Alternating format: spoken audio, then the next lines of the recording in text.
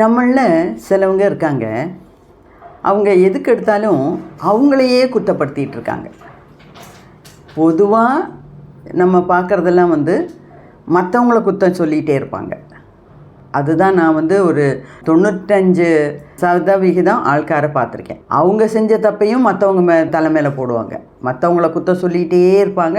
அதில் அவங்களுக்கு ஒரு பெரிய சந்தோஷம். ஆனால் இங்கே இந்த ஃப்ளவர் ரெமிடிஸ் கண்டுபிடிச்ச டாக்டர் எட்வர்ட் பேக் என்ன சொல்கிறாருன்னா, இன்னொரு விதமான ஆள்கார் கூட இருக்காங்க. அவங்க என்னென்னா எதுக்குமே தன்னையே குற்றம் சொல்லிக்கிட்டே இருப்பாங்க.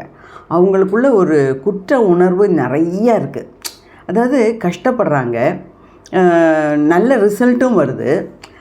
வந்ததுக்கப்புறம் கூட இதை கூட நான் இன்னும் நல்லா செஞ்சுருக்கலாம், இதை கூட இன்னும் பெட்டராக நான் செஞ்சுருக்கலாம் அப்படின்னு சொல்கிறாங்க. இது கொஞ்சம் எல்லை கடந்த ஒரு மாதிரியான திங்கிங், ஒரு மனோபாவம் அப்படின்னு டாக்டர் எட்வர்ட் சொல்கிறார்.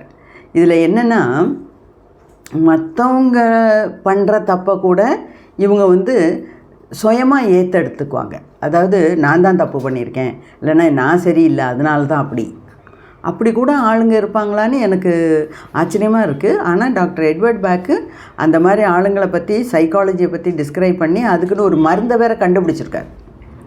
அந்த மருந்து சாப்பிட்டா இவங்களுக்கு இந்த எல்லை கடந்த எக்ஸ்ட்ரீம் லெவல் ஆஃப் இந்த கில்ட்டு, அதாவது குற்ற உணர்வு மாறும் அப்படின்னு வேறு சொல்லியிருக்காரு. அப்போ அப்படி இருக்கிறதுனால தானே சொல்கிறாரு. ஸோ உங்களில் யாருக்காவது அந்த மாதிரி தோணுச்சுன்னா என்னோடய வாட்ஸ்அப் நம்பருக்கு ஒரு சேட் க்ரியேட் பண்ணி உங்களுக்கு இந்த மாதிரி இருக்குதுன்னு சொல்லுங்கள். நான் கரெக்டாக டாக்டர் எட்வர்ட் பேக் சொன்ன ரெமிடியை உங்களுக்கும் தரேன். அப்போ இந்த கஷ்டத்துலேருந்து நம்ம மீண்டு வந்துடலாம்.